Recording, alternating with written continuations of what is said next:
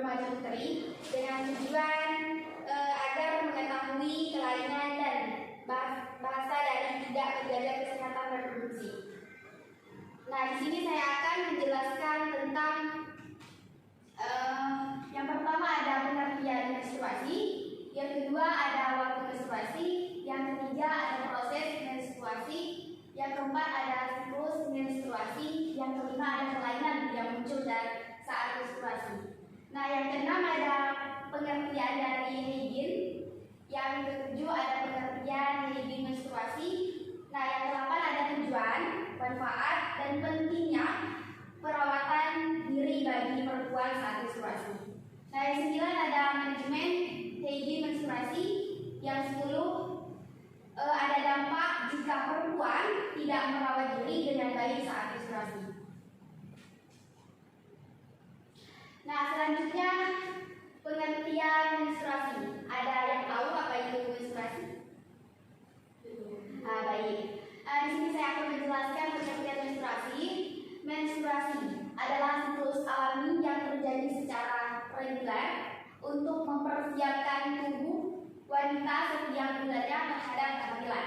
Menstruasi merupakan ciri kedewasaan wanita yang terjadi pertama kali pada usia 9 sampai 12 tahun. Cepat atau lambatnya usia untuk mulai menstruasi sangat dipengaruhi oleh berbagai faktor, misalnya kesehatan remaja, nutrisi, gizi, berat badan, dan kondisi psikologis remaja. Nah, selanjutnya ada waktu menstruasi. Di sini waktu menstruasi biasanya terjadi pertama kali sejak usia 12 sampai 13 tahun. Menstruasi berlangsung kira-kira sekali sebulan sampai wanita mencapai usia 45 sampai 50 tahun. Panjang rata-rata daur menstruasi adalah 28 hari, namun berkisar antara 21 hingga 40 hari. Nah, selanjutnya yang ketiga, proses menstruasi. Di sini pada permulaan daur, lapisan sel rahim mulai berkembang dan menebal. Lapisan ini berperan sebagai menyokong bagi janin yang sedang tumbuh. Bila wanita tersebut hamil, hormon memberi sinyal pada telur di dalam induk telur wanita dan mulai bergerak menuju tuba falopi, terus di rahim bila telur tidak dibuahi oleh sperma pada saat berhubungan intim atau saat inseminasi buatan, lapisan rahim akan berpisah dari dinding uterus dan mulai lurus serta akan dikeluarkan melalui vagina. Proses pengeluaran darah dikenal sebagai proses menstruasi atau mens atau head. Berlangsung selama 3 hingga 7 hari. Bila seorang wanita terjadi hamil, menstruasi bulanannya akan berhenti. Nah, terus ada siklus menstruasi. Siklus menstruasi ini adalah jarak antara tanggal mulainya menstruasi yang lalu sampai menstruasi berikutnya. Hari pertama mulainya perdarahan adalah hari mulainya siklus head. Hari terakhir menstruasi adalah waktu terakhir sebelum mulai siklus menstruasi. Siklus menstruasi terdiri dari 4 fase, yaitu pertama ada fase menstruasi, yang kedua ada fase pra-ovulasi, yang ketiga ada fase ovulasi, yang terakhir ada fase pasca ovulasi. Nah, selanjutnya yang kelima, kelainan yang muncul saat menstruasi. Yang pertama itu ada amenorre atau tidak ada head sama sekali. Yang kedua itu selaput darah yang buntu atau tidak berlubang.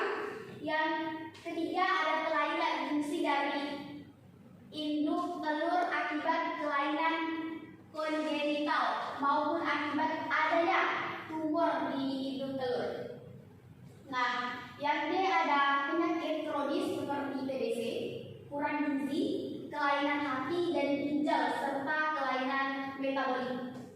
Nah, yang kedua ada menorragia perdarahan yang berlebihan.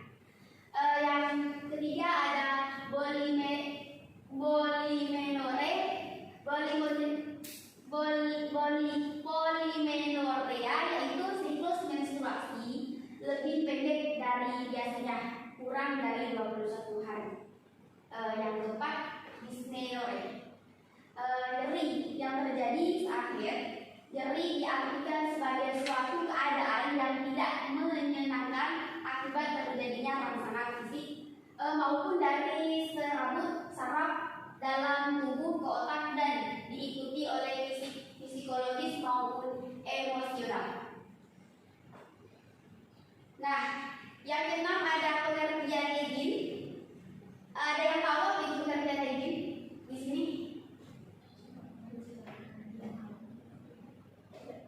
Baik, di sini saya akan menjelaskan pengertian hygiene. Personal hygiene, kebersihan per orang, adalah suatu tindakan untuk memelihara kebersihan dan kesehatan seseorang untuk kesejahteraan fisik dan psikis. Memelihara hygiene per orang diperlukan untuk kenyamanan individu, kenyamanan dan kesehatan, seperti pada orang sehat maupun memenuhi kebutuhan kesehatannya sendiri pada orang sakit ataupun tantangan fisik memerlukan bantuan perawat untuk melakukan praktek kesehatan yang rutin. Terus ada pengertian hygiene menstruasi.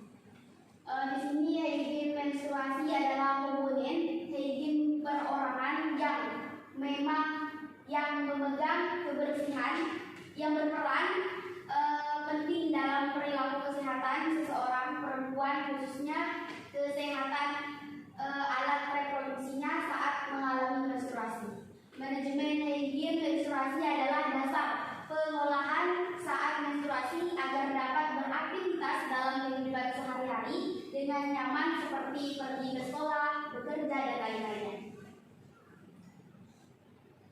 Nah, yang kedelapan ada dampak jika perempuan tidak merawat diri dengan baik saat menstruasi.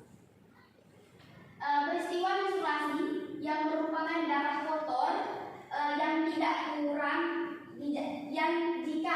dijaga kebersihannya akan berpotensi untuk timbul infeksi pada organ reproduksi. Sedangkan apabila perilaku hygiene yang tersebut tidak dilakukan, remaja putri kurang peduli akan kebersihan alat reproduksinya, tidak menjaga penampilan dan kesehatan sewaktu menstruasi. Mereka dapat terkena kanker rahim, keputihan, kekurangan aktivitas, kerugian aktivitas saat menstruasi karena malas, kurang percaya diri, kurang akan mitos-mitos seputar menstruasi yang beredar di masyarakat. Dijauhi teman-teman karena bau badan yang amis dan lainnya. Yang 9 ada tujuan, manfaat, pentingnya perawatan diri bagi perempuan saat menstruasi. Yang pertama itu ada meningkatkan derajat kesehatan seseorang. Yang kedua ada memelihara kebersihan diri seseorang. Yang ketiga memperbaiki personal hygiene yang kurang. Yang keempat mencegah penyakit. Yang kelima menciptakan keindahan. Yang keenam meningkatkan rasa percaya diri. Nah, yang 10 manajemen hygiene menstruasi. Yang pertama ada beberapa aspek pentingnya yang harus diperhatikan remaja putri dalam menjaga kesehatan organ reproduksinya, yaitu yang saat menstruasi wajib menggunakan pembalut untuk menyerap darah yang keluar dari vagina. Bila menggunakan tempat dari kain harus dibersihkan dan dipakai lagi setelah kering. Nah, yang kedua ada pemakaian pembalut saat haid digunakan untuk menampung darah haid agar remaja tetap dapat melakukan aktivitas dengan maksimal. Cara yang benar dalam menggunakan pembalut adalah minimal 3 kali ganti dalam 24 jam. Nah, yang keempat selalu siklus menstruasi mulai awal sampai akhir dan mengontrol kondisi tubuh saat menstruasi untuk mendeteksi adanya gangguan kesehatan. Yang keempat ada mengatur jadwal tidur. Yang kelima ada mengkonsumsi susu berkalsium tinggi dan makanan kaya zat besi saat menstruasi. Latihan ringan dan olahraga membantu mengatasi nyeri head. Yang ketujuh, rajin mengganti celana dalam 2-3 kali sehari. Yang kedelapan, membersihkan vagina yaitu membilaskan dengan air bersih dari arah depan ke belakang dan baiknya menggunakan air mengalir. Mencuci tangan terlebih dahulu saat pertama kali membasuh area vagina dan pastikan kuku tidak panjang karena akan melukai vagina. Selanjutnya ada nomor 9, menjaga organ reproduksi tidak lembab.